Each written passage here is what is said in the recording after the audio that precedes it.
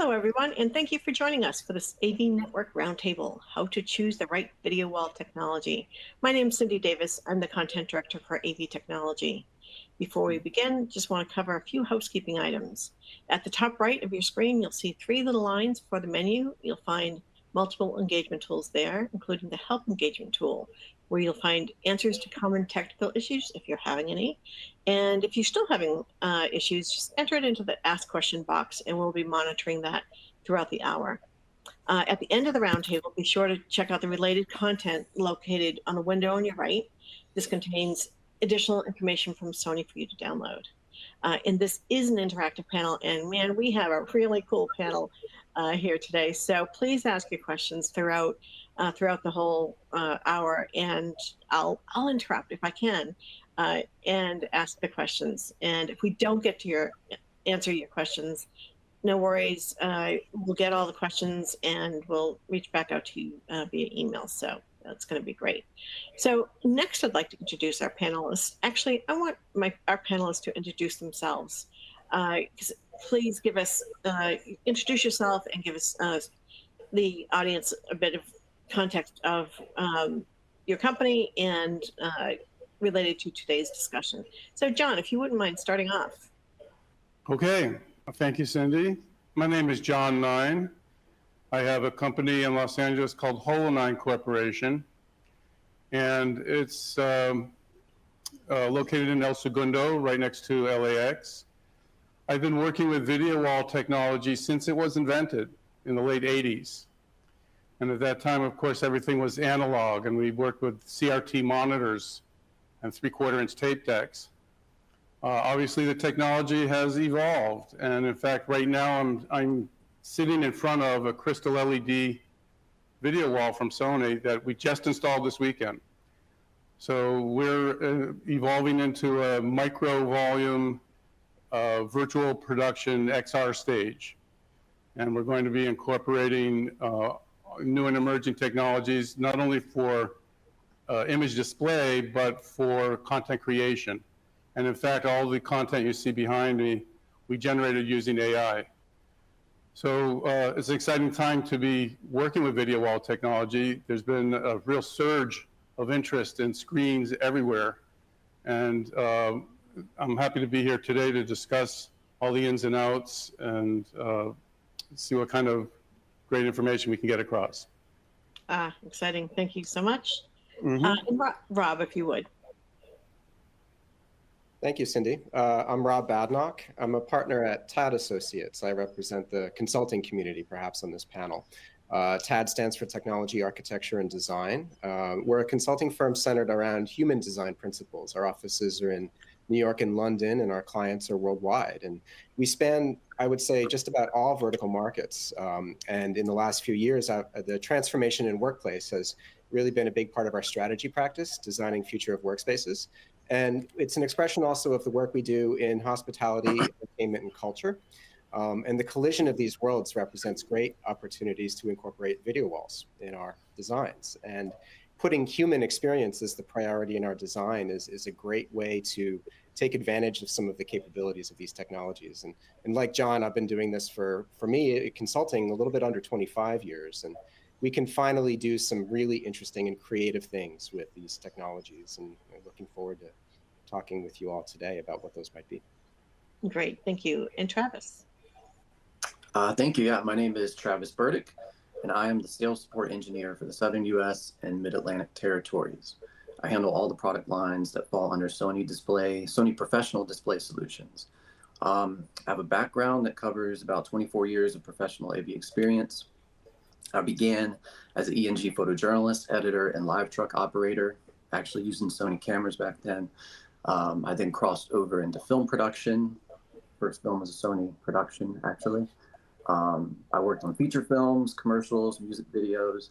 Prior to joining Sony, I was a director at the AV Event Services in higher education. Worked in higher education for about 10 years, and that's how I essentially got my gateway into the door that opened up for me to allow me to have my current role here at Sony. So I'm happy to be here, and thanks for having me. Great, thanks, Travis. And Mike, joining us from Paris. Hey, everybody. Thanks, Cindy. My name is Mike Larson. I'm a sound engineer working primarily with Pharrell Williams.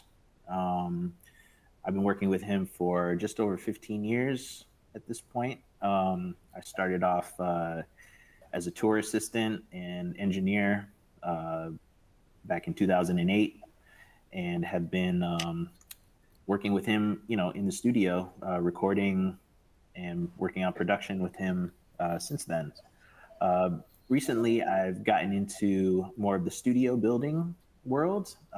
We're currently working on a multi-room facility in Miami Beach, which will be sort of our new headquarters down there, which is very exciting.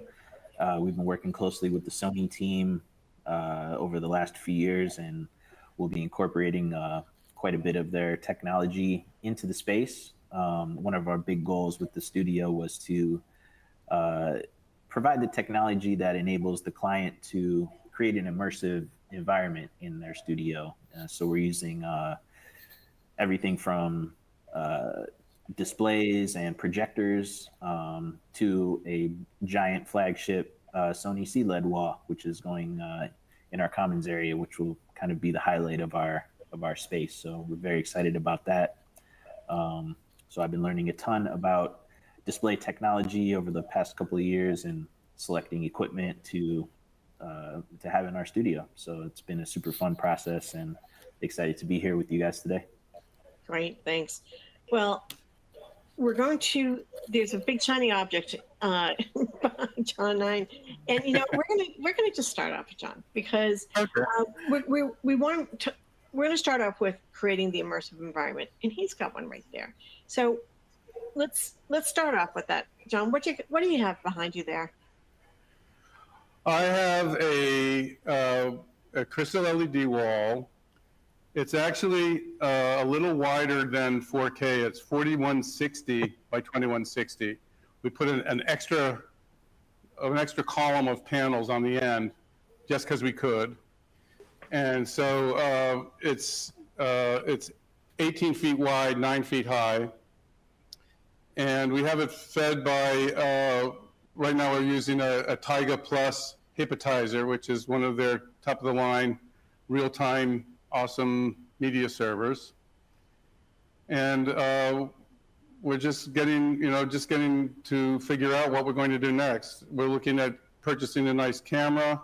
We're going to be doing XR and virtual production stuff. But more than that, we now have a venue where we can prototype immersive environments. Because aside from the screen behind me, there's another 5 video walls around me that are built out of LCD screens. So we're going to be able to create a 360-degree-ish environment. It won't be seamless, but it will be enough for people to come and test their content. The other thing that this wall is going to be so great at is it will run at 120 hertz and do active stereoscopic. So that means if you're working on a virtual reality, a metaverse project, and you want to have a group of people not wearing headsets but interacting with a virtual environment, we can do that in 3D. And not only in 3D, but in really good 3D, because it's 120 hertz. That means we have a full 60 hertz going to each eye. So it's better than doing like side-by-side 3D and that sort of stuff. So we all met last week, late last week, and you said, we're going to be installing a wall this weekend. It's like, yeah, right. So and really, we did. You did. And how was that? Well, there's a fellow named Vin who works at Sony. Some of you guys probably know him. And he's just terrific. He came in with his crew, and we brought a couple of guys in, and we just got it done. The process was pretty straightforward. Just laid out the tiles, started stacking them up. There's this crazy laser focusing device that did perfect alignment. And by the time they got through, it took 2 days. It really didn't take a third day, but by the time we got through, we were able to turn the wall on. Perfect color, perfectly even, turning white on, every single tile matched, no lines. You know, everything you want and hope and wish your LED display could be. Wow. And then when we put the content through it, it just jumps off the screen. You know, I'm in the process of really developing my career as a video artist, and particularly a video artist who works with artificial intelligence imagery. And it's one thing when I took my work and I'm looking at it on a 50 or 60 inch screen, but when you look at it on this screen, suddenly it really feels like fine art. Just not just the size and the scale, but the quality of the image. You know, even over Zoom, I'm looking at the feed, and the imagery behind me looks very three-dimensional. But of course, it's a two-dimensional video file. So we're really looking forward to having all kinds of fun here. Great. So let's bring, just unbelievable. We all want to go and visit there. So let's bring this back around. Let's talk about, you know, other creative immersive experiences, and you know, what types of immersive experiences would corporate and higher education, other other applications. What is that creative and immersive environment?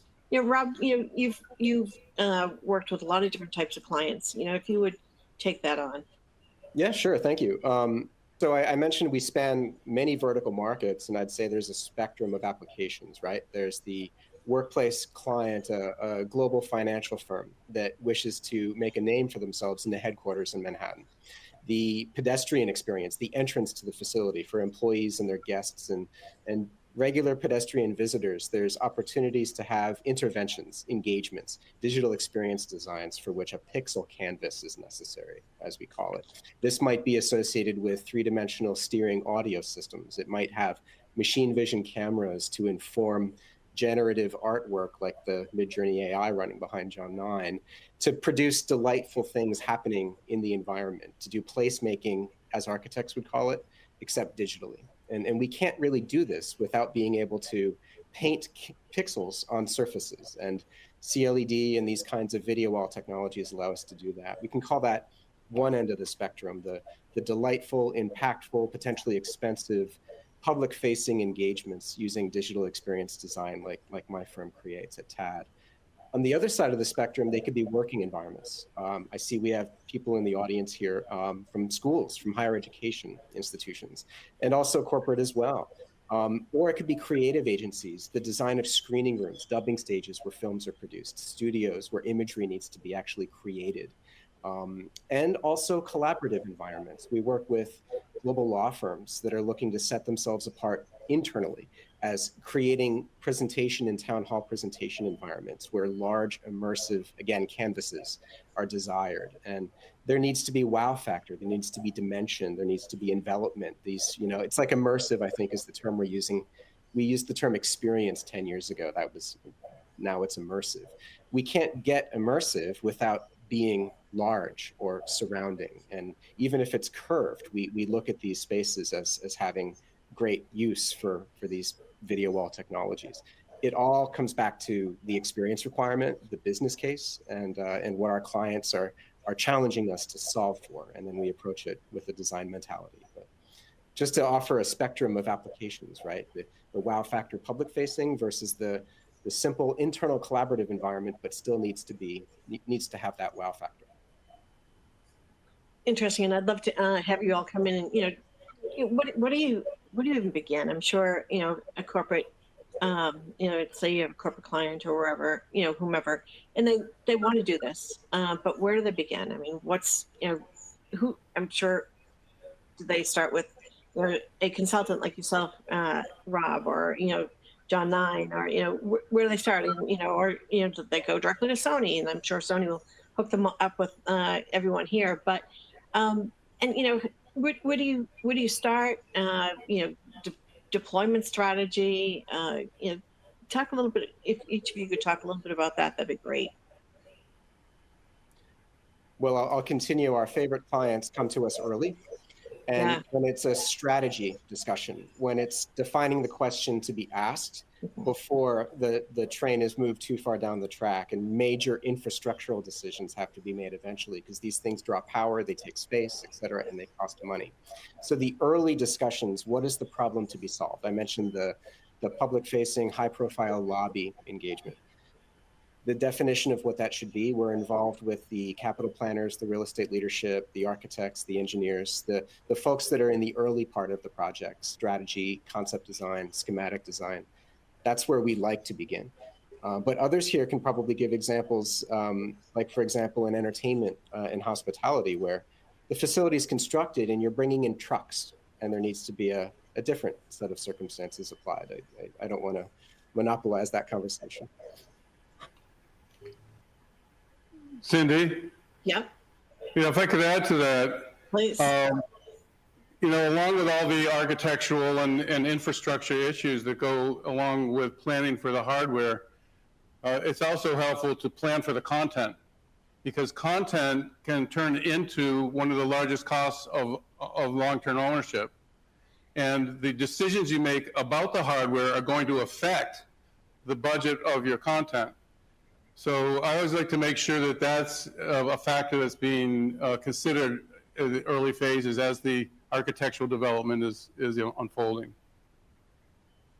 Absolutely, and there's got to be. I've been covering this topic for quite a long time, and a lot of people think they've got a loop of content that's enough, and you've got to fill that content day 2 and day 365, right? Go ahead. No, it's a great reason why I use the term canvas. We're talking about a canvas to be filled, and the design of that content. I absolutely agree with John 9 here. Is part of the question to be asked and answered. What is the function of this, and that is about the content and the experience. Well, and then there's also various peripheral ways to bring in different forms of content, whether it's generated on the internet, where it's coming from subsidiary offices or what have you. The wall can be a great tool for aggregating multiple streams of content and presenting it in intelligent ways. That's sort of another potential application for big business, is the ability to use video walls to manage databases of visual content and even just plain informational content. So being able to, sorry. Go ahead. I'm sorry, I interrupted. Just being able to use AI, in fact, to intelligently dive into a database and then map the elements onto your video wall according to whatever criteria you give. Or the way things are going now, the AI will give you the criteria. Mm-hmm. But in any event, there's that whole aspect of it. Information management can be a really powerful tool for those types of businesses that rely on efficient and effective management of their information. So when during this process does choosing the video wall technology come in, and then how do you choose for video wall technology? There's a lot of different manufacturers out there. There's different video wall technologies. John 9, you said you had several video wall technologies in your studio right there. But so Travis, you might want to take that on a bit. How do you help anyone really figure out what type of video wall technology to choose? Well, I mean, adding on, like John and Rob are doing a great job of describing it. Like adding on, like the wow factor is the big thing, and understanding what content you want to display. Like, so with a video wall, you want an immersive environment. You've decided you want this immersive, interactive environment. You want people to come in and be sort of disconnected from the outside world and hyper-focused in what they're in. You want to invoke emotion and wonder. You want the audience to lose themselves in the experience and content that you're displaying. It's kind of like a great movie or a concert allows for that escape from the ordinary. That's what that display does. So once you've decided that is what you want to do, that's where Crystal LED comes in. That quality of the content is a big thing. With the 10-bit ability and capability of our screens to show and display color, it turns it into a very impressive thing. So, you might decide maybe one space is perfect for Crystal LED because it is your utmost goal to invoke this super impressive wow factor. But then maybe you have another space where you're like, you know what? I think a GTZ 380 projector is going to be more ideal for this environment. I think a 2x2 Bravia display, multi-display wall will be more appropriate. It's not going to fit for every case, but just doing a little research, looking up online. YouTube's great for, just trying to find examples of people who have already, put this into play. Like just the fact that we started with John, like that wall behind him just tells you how much you kind of can't take your eyes off of it. Like we're all just going to be looking at that through this meeting, I think. But yeah, I mean, there's just a little bit of homework you can do yourself to decide the direction you want to go. And then there's so many like us. That's the reason why I exist. That's the reason why Rob exists. I mean, consultants, designers, architects, end users, other end users. We can connect you with all those people just to make sure. And it's an investment. Make sure it's the right investment for you. So I think the point that you made earlier, doesn't all have to be C-led. Someone here said that it's got a school district that's interested in basic video wall solution. So who do they reach out to? I know SUNY has a whole slew of people that are happy to sit down with anyone and really work through what video solution is going to work best and within their budget as well. Yes, definitely. And that's where I would come in, sales support engineer. Drop me an email, call me up, I'll help you out. That's no problem. That's what you do? Yep, that's what I do. All right, how do they do that? Well, we're right here. How do they do that? Well, you can just go to pro.sony.com to start off with and send out an inquiry, and I'll get a notice that you've sent out an inquiry. You can take part in a trade show or any experience. I think after this event, you guys will have my contact info up maybe. Just reach out to me at travis.burdick@sony.com, and I'll see the email and respond. So we're pretty easy to get a hold of. Great. So, Mike, you said that you're, I know you're a sound engineer and you're getting much more involved with the studio creation at your current studio. So, tell me a little bit about that process. I mean, clearly you're into that creative, immersive environment. So, tell me about that process. Yeah, absolutely. I think with our case, we're definitely more in the content creation, creative space, being primarily a recording studio. But we've actually been able to incorporate a variety of technologies into the studio, into the control rooms in particular, where we have, we've incorporated Sony displays, Bravia displays, which are essentially flat screen TVs. In addition, we've got projectors going into the control rooms, which we're planning to sort of projection map to whatever surface they're hitting, so that we can choose where to display light and color. To create a mood in the studio. Usually when you think of a recording studio, you think of a room that is no windows, and you don't get to see any natural light coming in. So it was important for us to be able to give our clients the ability to create their own environment. And if they want to feel like they're in space, or they're in a jungle or underwater, we want to provide them the tools to do so. So using a variety of the technologies that we've been talking about was the right answer for us to create that immersive environment.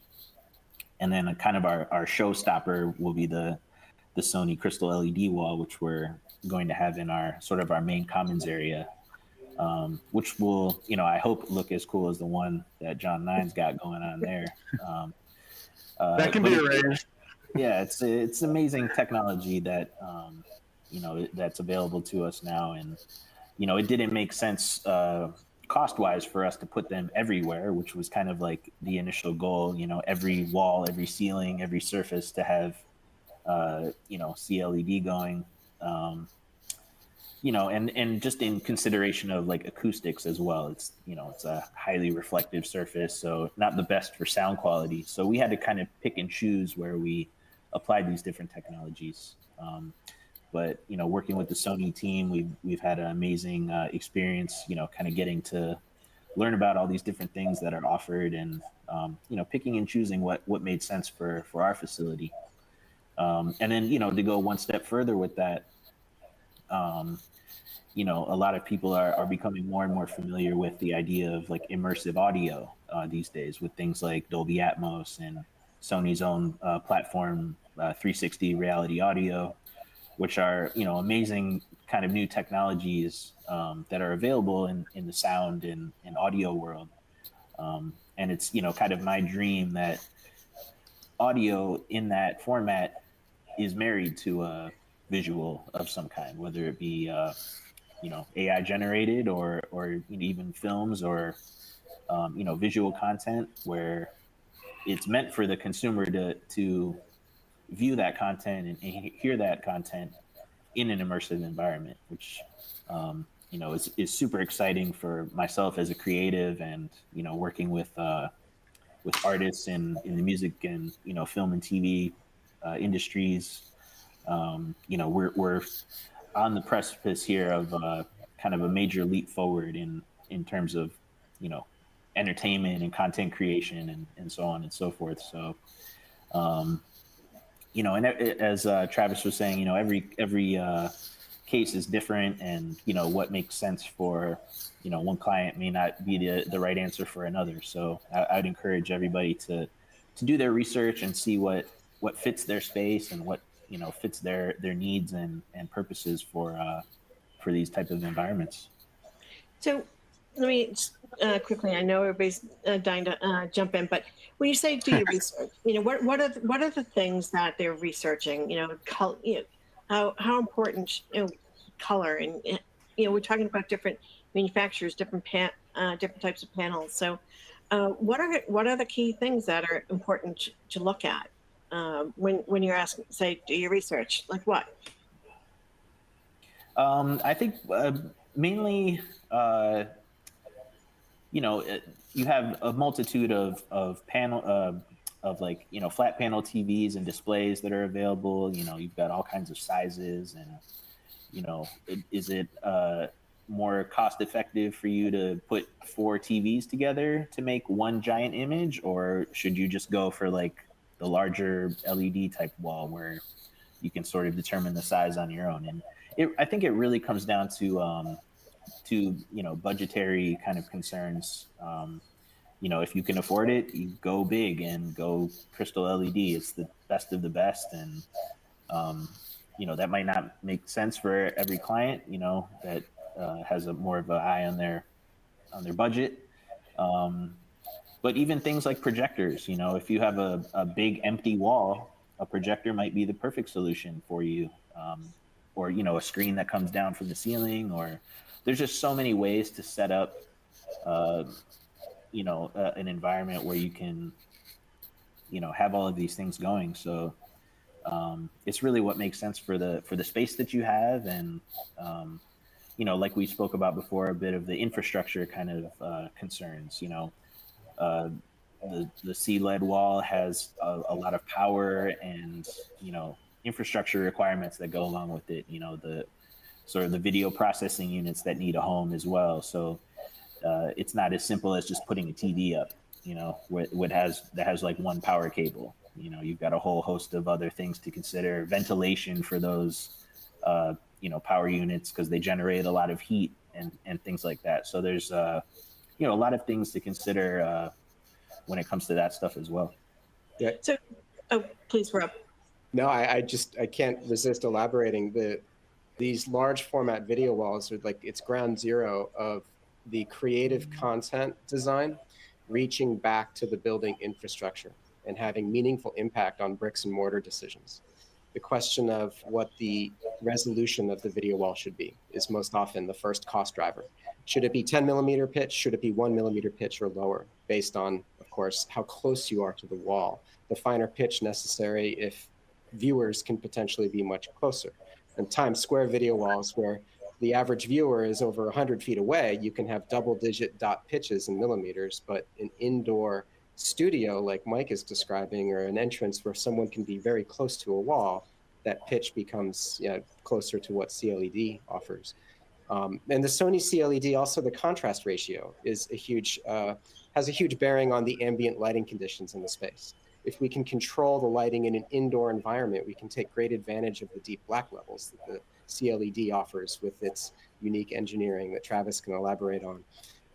And so these questions of pixel pitch, contrast ratio, brightness, They have to do with what is necessary for the content, whether it's moving or not, whether it's of a particular resolution, and also the architecture, how close folks are getting to these walls. And this affects the information we at TAD give to the building engineers on how they should evacuate heat from these installations, because the question of brightness may also have to do with whether sunlight is allowed to strike the wall surface. And the wattage consumed is all heat lost, and it needs to be removed from the wall. And this has real, again, bricks and mortar effects on our buildings. So if the question is how to choose a video wall, it does start with the content and the programmatic goals. And it's just such a great example of how that reaches back to the infrastructure. Well, if I could jump in for a second, I just wanted to reinforce what Mike was saying about selecting the right system at the right cost. You have to find the sweet spot between the quality of the display that you can afford and the size. In other words, you want to buy 6 displays that are 4 millimeter, and that's your wall, or take that same budget and buy one 1.2 millimeter display and just have it be perfection. So a lot of ways to juggle those numbers and find the sweet spot for each client's budget, and also, as you say, for what kind of client, what kind of content they're planning to display. Yeah, and so and what John said too, the ability to have that perfection on the 1.2 millimeter. A lot of people are kind of surprised when they hear that display right behind them that you see is actually 1.2 millimeter pixel pitch. So a lot of that's coming from the color accuracy. Sony's historic for their great ability in color accuracy. That's why I used Sony cameras when I was in journalism. That's why Sony picture films, the Venice is impressive in what it can produce. The projectors I used in Higher Ed were Sony. The displays I used, that's why you keep coming back to it, because of that dependability and accuracy.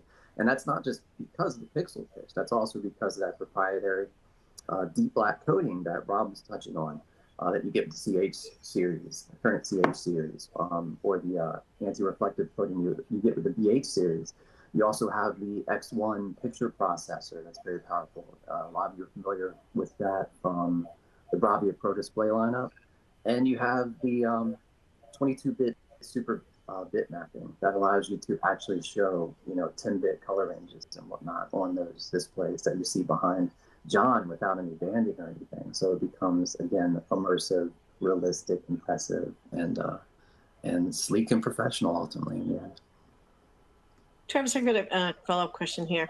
We're talking a lot about CLED. I mean, that's what's behind John 9, and it's really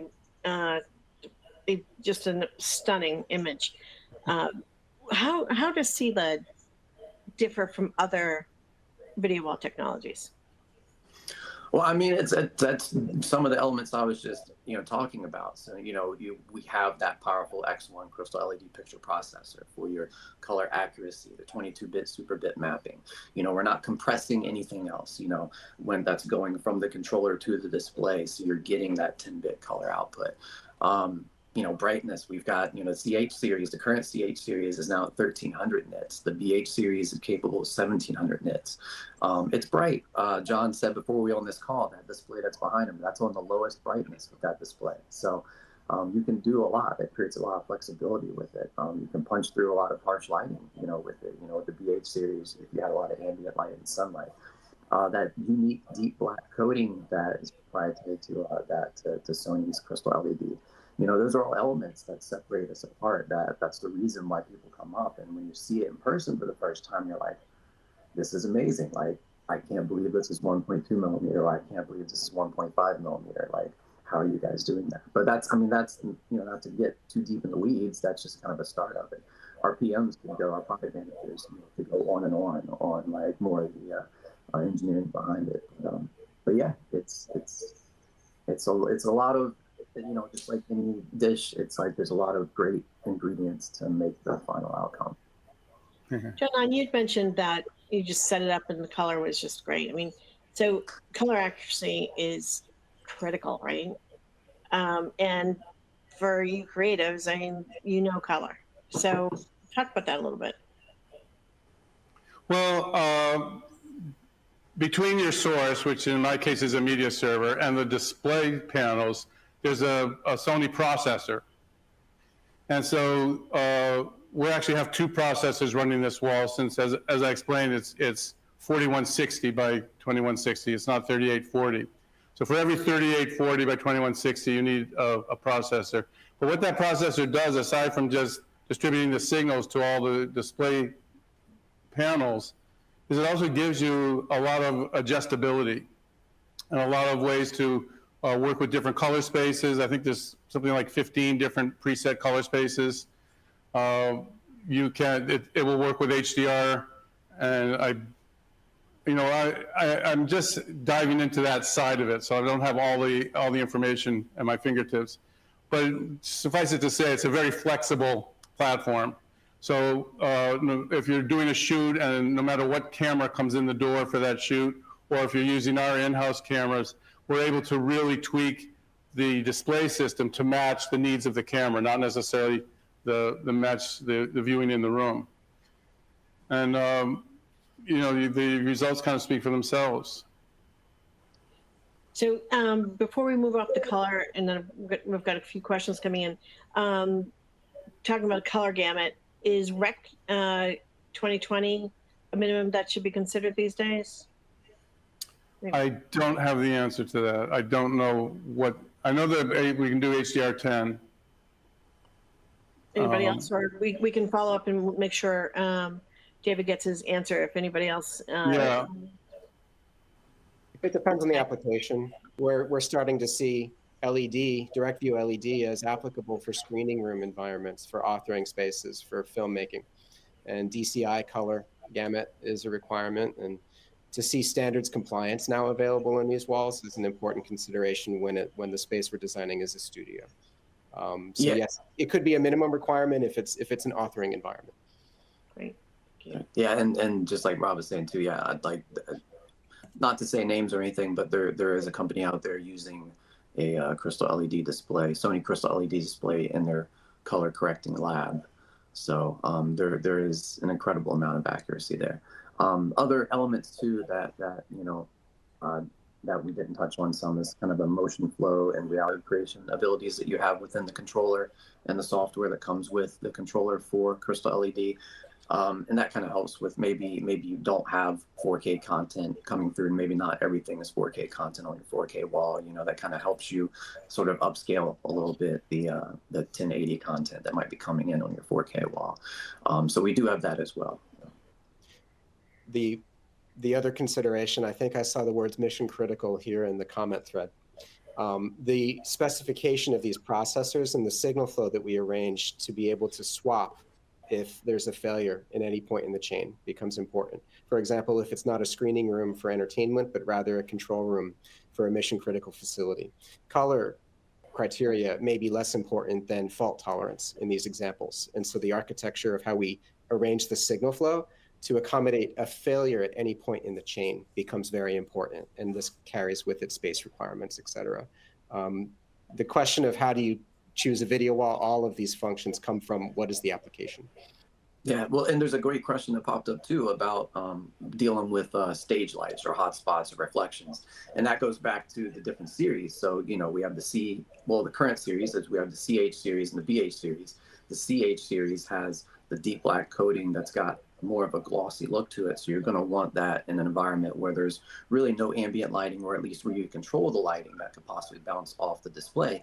But then where we have the BH series come in is for those environments like that question mentioned, where there could be possible reflections, or because there's ambient lighting or windows or something like that, the BH series with that anti-reflective coating will allow you to put this in an environment that you wouldn't be able to use a CH in. So again, just knowing your environment, for the right product. A university we were just working with, they've got one C series, one of our C series in one space because it works ideally for that content there. And then they've got a B series going in another spot because it's overlooking a lobby that's got huge windows and ambient light. So.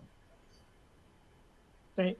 Question here. Can you speak to why a CLED 1.2 pixel pitch, oops, okay, just disappeared on me, looks as good or better as a smaller pixel pitch And what is the formula of 10x pitch is different on a CLED? That makes sense to you, Travis? Yeah, so yeah, because you're going to go around and well, there's a lot of times that there's confusion that a smaller pixel pitch just means that it's going to be better quality or something like that, and that's not the case. What makes it better quality is, again, going back to the fact that we can show 10-bit color depth, the fact that we can show it at 1700 nits, the fact that we have that deep black coding that allows 1.2 to beat out a 0.9 pixel pitch, or at any point in time if you look at them next to each other. And also, try pumping the same content through them. You're going to see that you're not going to get banding on your content through the Sony Crystal LED versus another one that has a smaller pixel pitch.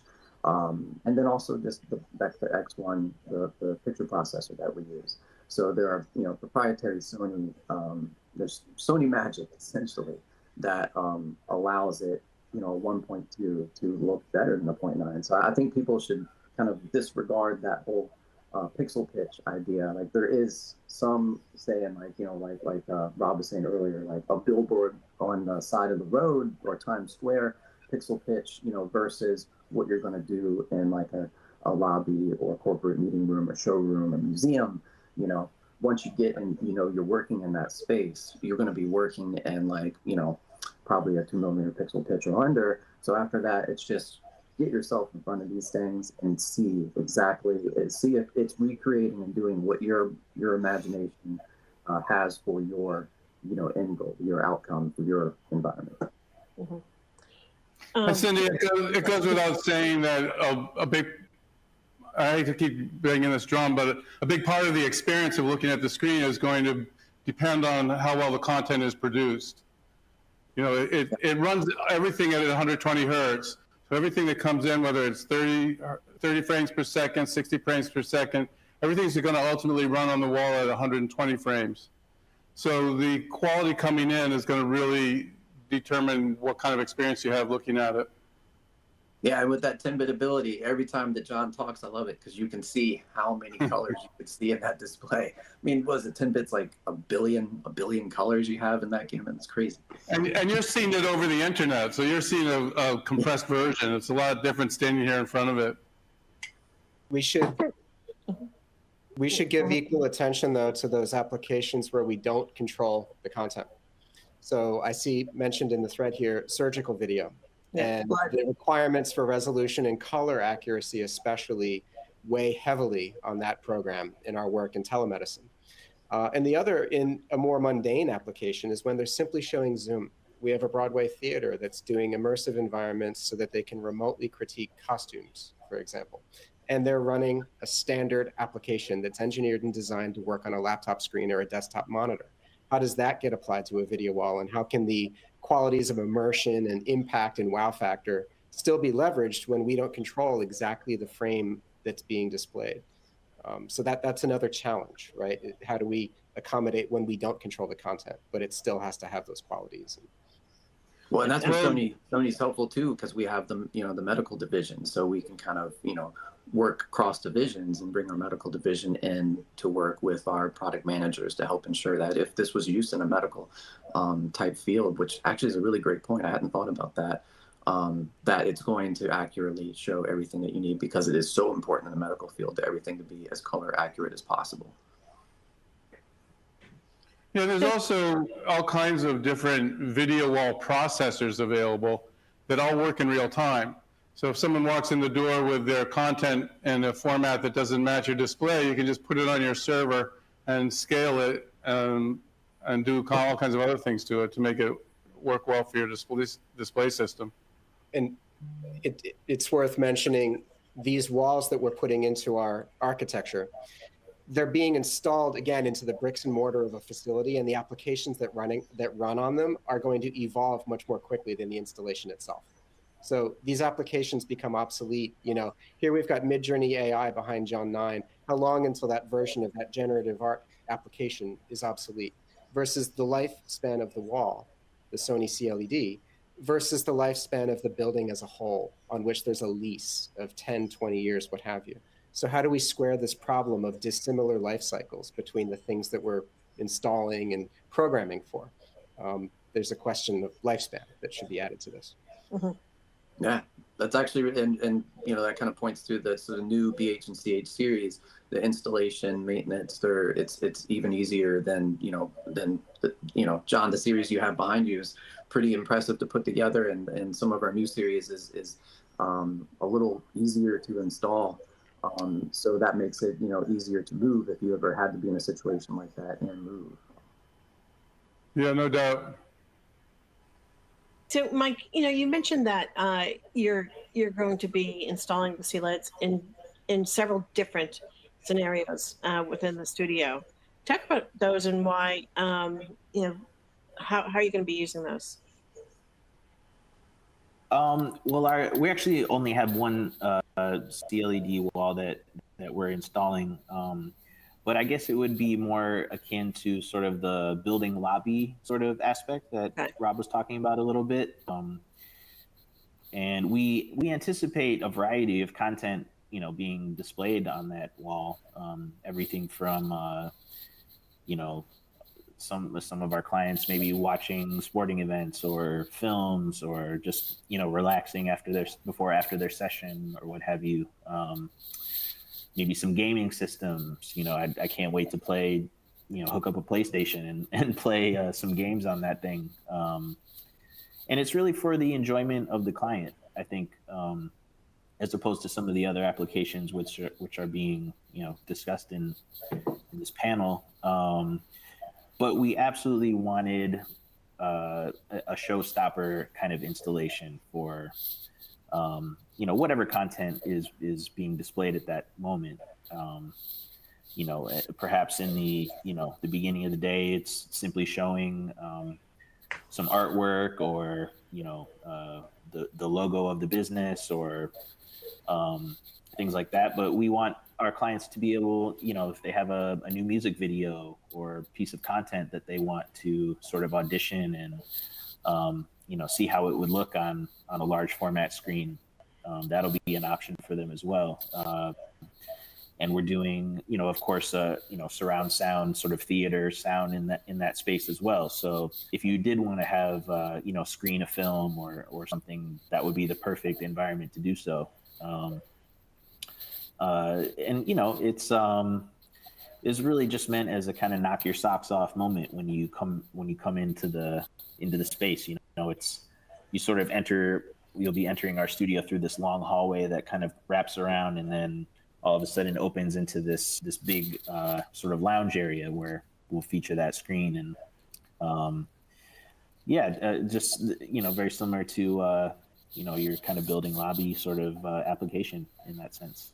I think that's a good point. I mean, you're going to be showing as simple as your logo to music videos, and color actually has to be great. It's got to have that big impact. Yeah. So, yeah, we hope it might be the maybe the place where final decisions are made about how something looks. Any piece of content that a client is wishing to view, that'll be there. Just like a good mixing room would be the place where you do a final mix or master of a piece of music. That could become our final viewing area for any piece of content that our clients may wish to view. Cool. So I hear a trend is that whether, and Rob, you touched on this a bit, some corporate companies are actually installing and setting up virtual production studios in their offices for whether it's town halls or whatever. So touch upon that over the next few minutes, and what does that take? Sure. Well, like John Nine was mentioning earlier, it begins with the question of content. If it's a large town hall environment, like for example, a global white shoe law firm, and there needs to be a particularly high profile, immersive, impactful space so that partner meetings can be conducted, or important clients can have their work showcased, or what have you. That we also do this for consulting firms, the major global consulting firms that have to do very high-end combinations of black box theaters and executive briefing centers. These environments have the same design criteria applied to them by our staff as actual theaters or studios would, yet they're being put into corporate environments.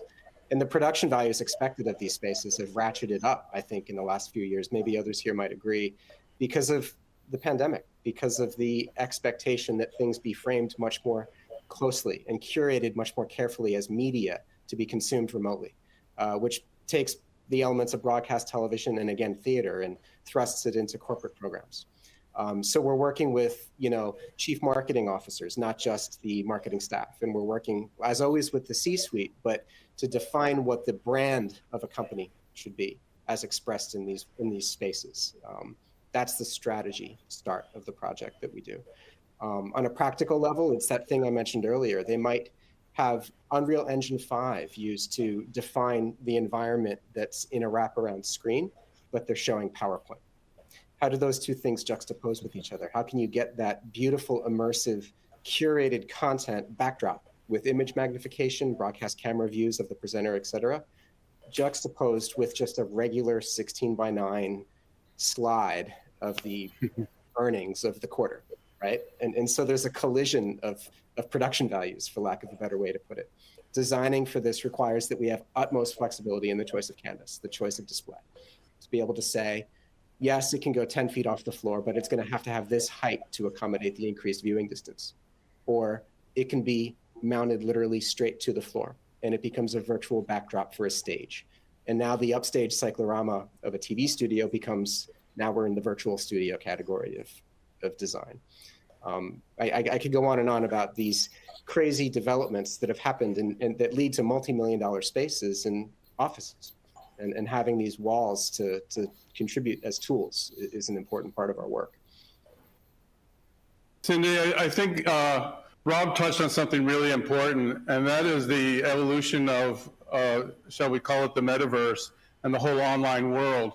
And a crystal LED screen can become a portal that links the physical and the virtual worlds. That's certainly how we're going to be exploring the use here, is finding ways where we can have a group of people interacting with the metaverse without headsets, but having this, very high resolution, very beautiful, and very detailed portal from which to move back and forth between physical and virtual reality. And the other point I wanted to reinforce is when you're talking to corporate clients, and aside from all my artwork, I do commercial projects as well. And I'm talking to some bankers right now who are raising money for a big global project, and they want to set up a screen. And I've just had that conversation about why we need to get a really amazing screen when they make the presentation, because whether it's subliminal or not, that's going to reflect their brand. The quality of the image is going to make an impression on the people they're trying to impress. So, that's kind of a good response to the cost issue is, is it worth it? Well, yes, it is, if it gets you somewhere that a lower quality hardware can't take you to. Yeah, it's a common thread for these spaces that we design. The client is demanding to tell a story and to do it on a budget and to do a thing well, but also look good doing it. And it's the language of experience design that we find at TAD, right? We're storytellers, and we're designing spaces that interact with media and permit human experience to tell a story of a company, of a space, of a person, or what have you. And again, it requires tools, arrows in the quiver for us to put forward, and the display is such a big part of that. Cool. So, got just a little bit of time left. I wanted to, if you wouldn't mind, Rob, John, and Mike, how partnerships are important, in choosing a video wall technology partner. How does Sony support you? And Mike, if you wouldn't mind starting with that.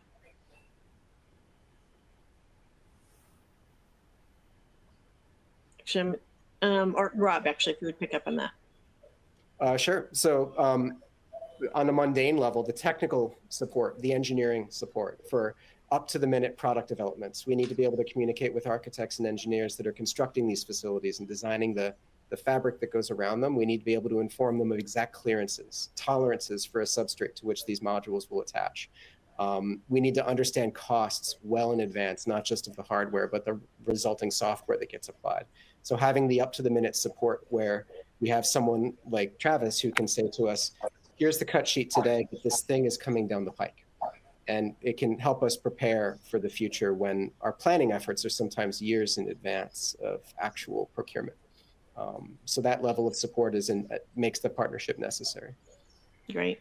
So Mike, I think you're back on.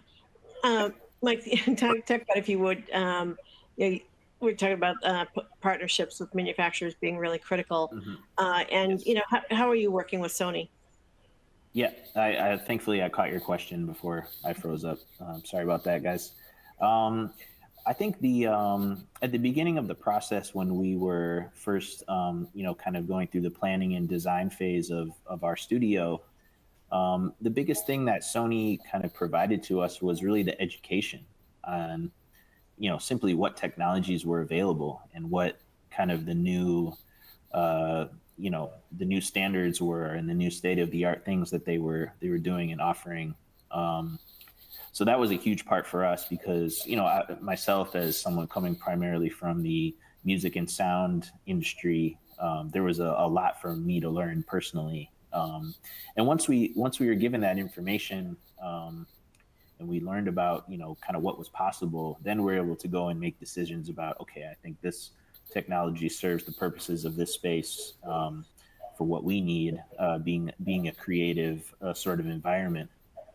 So I think the education stuff was really kind of the best thing that we were provided. And just our experience overall working with the folks at Sony has been so positive, and from the team in Japan on the music and audio side to the Sony professional team here across the U.S.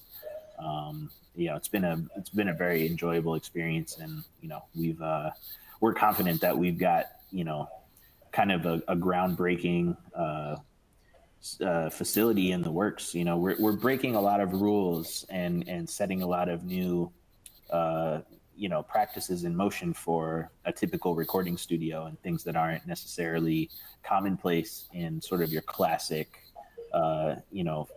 audio studio. So we're really looking forward to getting this, a lot of this technology showcased in becoming, sort of an unofficial showroom for Sony technology. Great. And John, it sure looks like you're working quite well with Sony there. Well, when the pandemic hit, I basically shut down for 2 years, like a lot of people did, especially small companies like mine.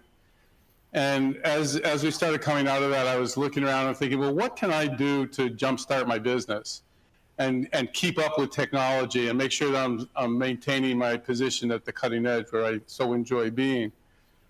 And I decided the answer was, let me see if I can possibly get a really beautiful LED screen to kind of complete my environment here.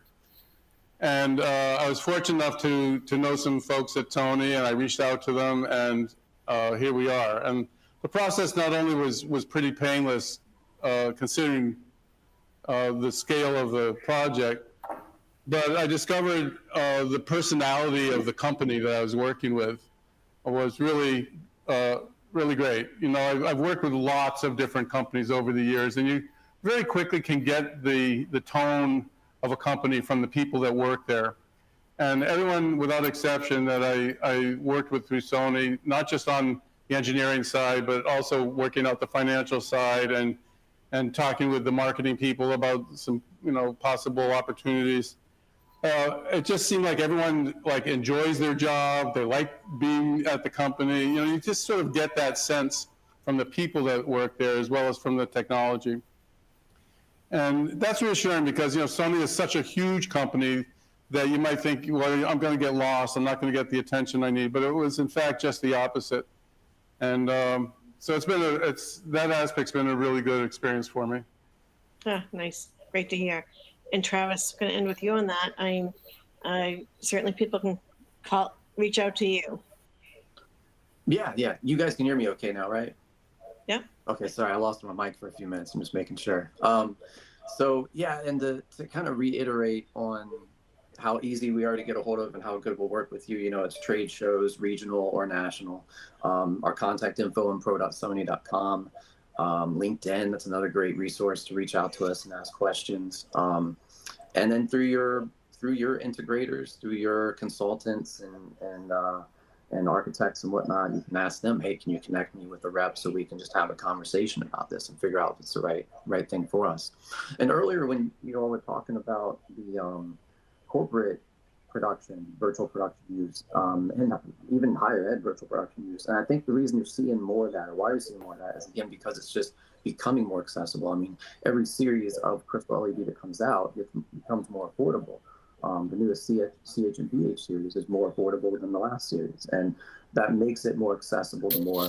And the cool factor is that you get to have this tool that was created for Hollywood. It was created for virtual production, for things that you've watched and put you in awe, and now you can have this in your corporate environment, in your institution, education-wise, or even medical, and be able to produce really creative, fun content just like you would in Hollywood, just like John's going to be doing, just like Mike's going to be doing down in Miami. So I'm excited to see the stuff we'll do with it. And I forgot to mention too, when we were talking about interactiveness and immersiveness, we can do touch overlays for this product too. So we partner with a company called TSI Touch, and you can reach out to them and get a touch screen overlay for Crystal LED if you want to make it extra immersive and interactive. So there's just a lot of avenues to talk to us, and there's so much you can do with it. It's fun to see what everybody comes up with too. That's great. So as a reminder, all the questions that did not get answered or even answered, people are going to get your emails. Don't worry, they'll definitely reach out to you. And how about just like 30 seconds each? I know we're going over. If you had parting words from each of you on if somebody's looking to get into this, what's your advice? Let's start with John 9. I have a little motto. It's optimization through integration. And what that means simply is when you're considering taking on one of these projects, you want to integrate the entire process. You want to understand what your hardware platform is going to be and how you're going to create content, how you're going to map those pixels onto the display. And if you do that, then you have the opportunity not only to potentially save money and have a more streamlined budget, but get better results visually because your content creation is fully matched and precisely matched to your display system. Great. Rob. What is the question? Advice to closing? If you had some parting words, people looking to set up a video. So these technologies, these products, they're practically magical, especially when paired with beautiful content. But if one of these looks interesting to any of you, plan to start early asking the question why, and beginning from a strategic perspective, and then engage experts who can provide consulting and design services to address that question and highlight where the minutia, like the technical vagaries of the product, reach up to the actual infrastructure and architecture. Because these things, as awesome as they are, they have real world implications and cost. And if all of it is dealt with as a whole strategically, that's where the real magic happens. Great, thank you. And Mike? Sure. I think definitely do your research, as we've talked about a bit before, see what makes sense for the space that you're thinking of incorporating video wall technology. As Rob has said, make those considerations for what you'll need infrastructure-wise for power and things of that nature. Very important. The bigger your video wall, the more juice it's going to need, just as anything else. And also, don't overlook the sound component as well.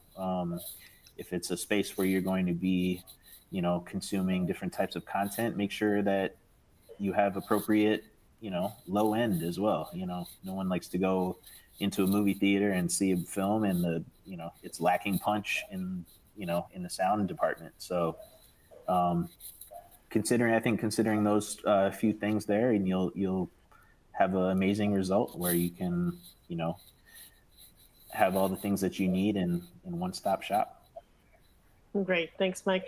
And Travis, I also wanted to mention, I understand that Sony will be at the Indian Gaming Show next week in San Diego. Wanted to make sure we got that in, and the new CLED will be there. So Travis, wind us up and I'll head us out.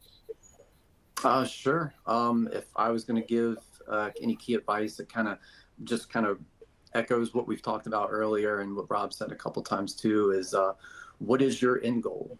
Decide what your end goal is. So for example, at Sony, we have this purpose, and the purpose is to fill the world with emotion through the power of creativity and technology. So when I say, what is your end goal?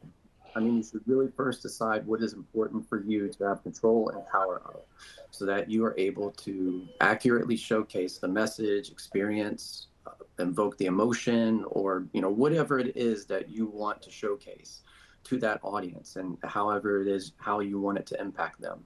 Decide what that is. Decide what exactly your end goal is.